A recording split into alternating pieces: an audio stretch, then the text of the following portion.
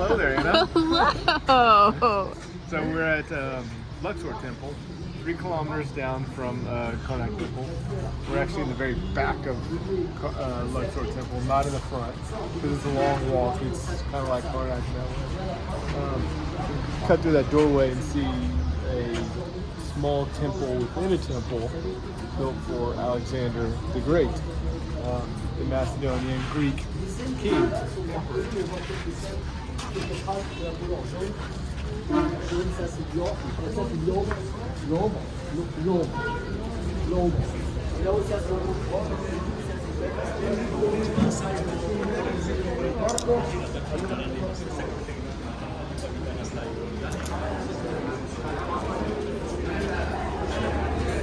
Tough to see, but this is a temple within a temple.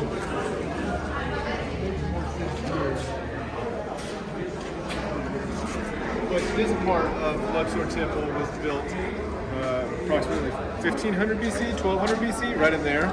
And Alexander the Great didn't come around until 330 BC.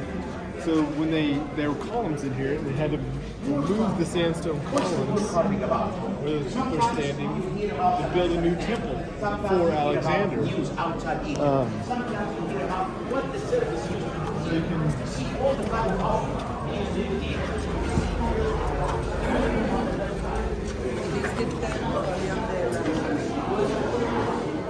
you know it's Alexander by the cartouches. It's tough to see with the light. This is the cartouche of Alexander. And these scenes represent him as Pharaoh.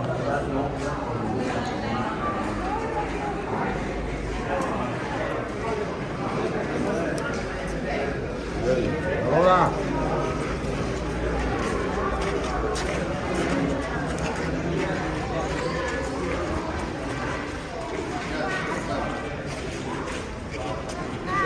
This, like the last temple that we just visited, was mostly filled and covered because of the Nile floods.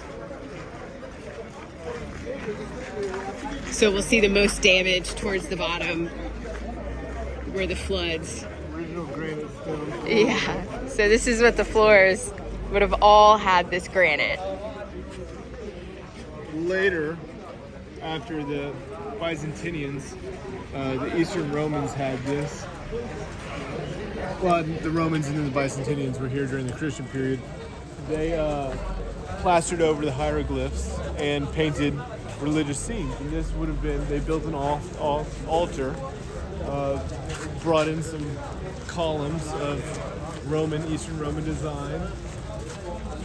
The laser pointers show you where some of the Christian paintings are, where they plastered over the hieroglyphs.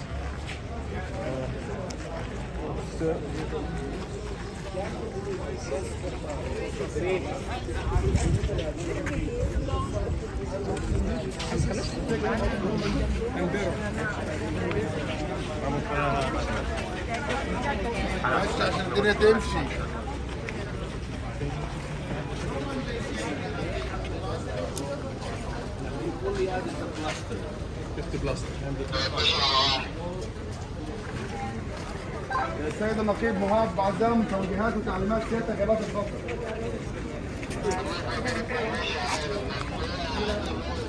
ايوه.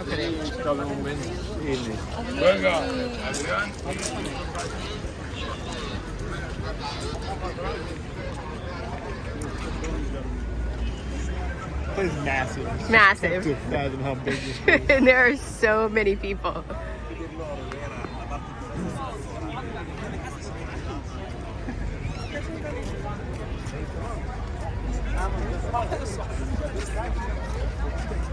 Hey, buddy.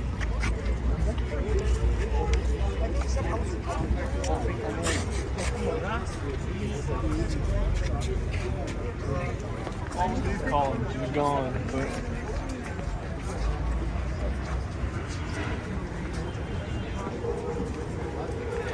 So it has been discovered from time to time, right?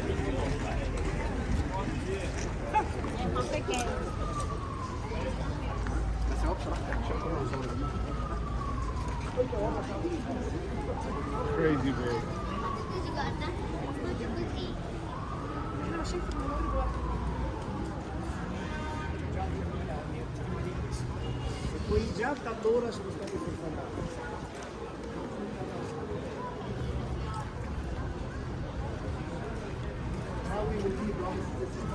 One of the only statues of King Tutankhamun, King Tut, the boy king.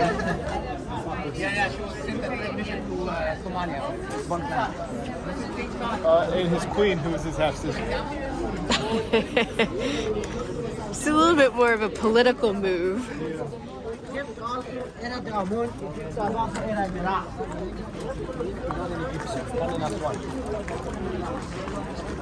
Solid granite statues of Ramses II.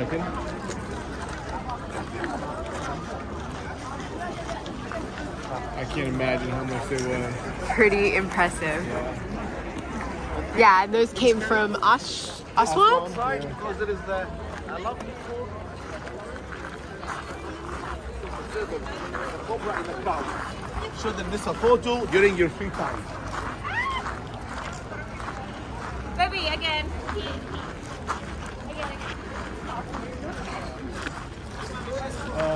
So we're still inside the temple complex, but this is it's a mosque. It's a current mosque, and the temple had sat abandoned for so many years, and the Muslims didn't come until 600, 700 AD, and when they did come, the soil level was so high that that's the doorway before the excavations. There were other mosques, there were other churches. They didn't remove it because it's also a mausoleum for a hammam. So that's still there, but it's a working mosque inside the temple of Luxor. And that was the front door. The front door. So you can kind of The windows, see the door as well. the difference between the people standing on the ground. That's how high the soil level was.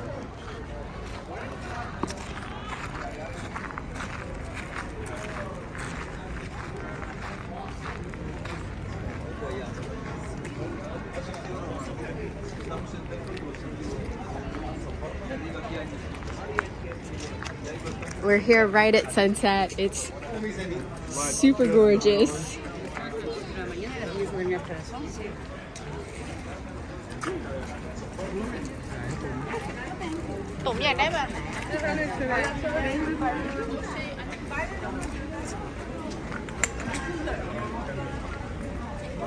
Also granite statues of Ramses II. We'll take a swing around and show the front.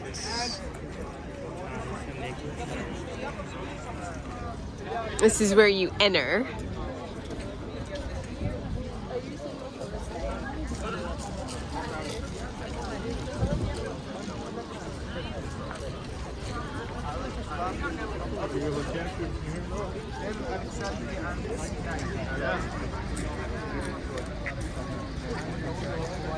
There would have been a second obelisk there in a mirror image of the obelisk that you can see. That one is now in the Palace Le Concours in Paris. Go Paris. Yeah. And this connects to Karnak Temple through an avenue of the Sphinx, which is 3 kilometers long, and there's hundreds of sphinxes over there.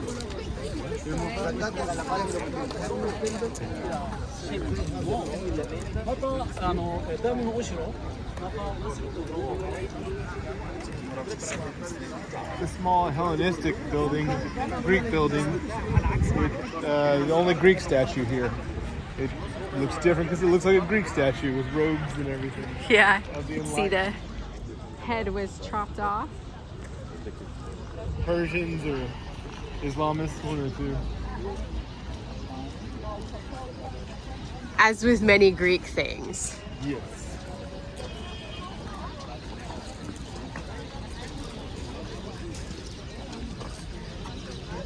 You can see in this one picture over here.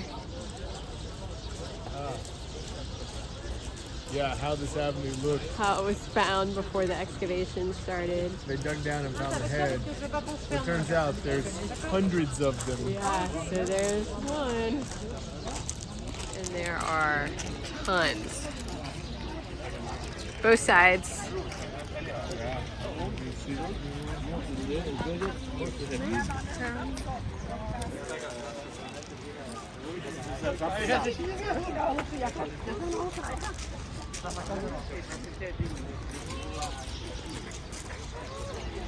That's it. That's Luxor Temple.